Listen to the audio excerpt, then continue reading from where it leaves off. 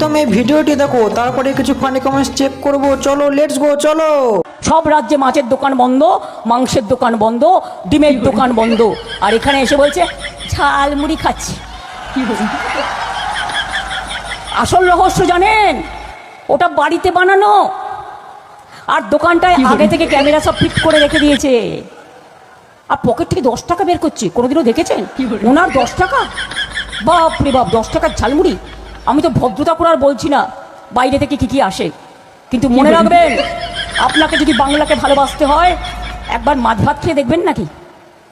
কথা দিচ্ছি, আমি রান্না করে দেবো, কাউকে রান্না করতে হবে না, আমি রান্না করতে জানি, একটু খেয়ে দেখবেন।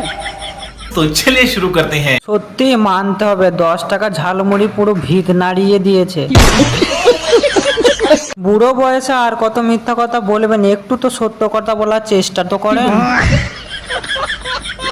হ্যাঁ, পূর্বে আমরা দেখেছি ওভেন না জ্বালিয়ে রান্না করেন আপনি। ইনি আমাদের মুখ্যমন্ত্রী? না না, ইনি আমাদের কমেডিয়ান।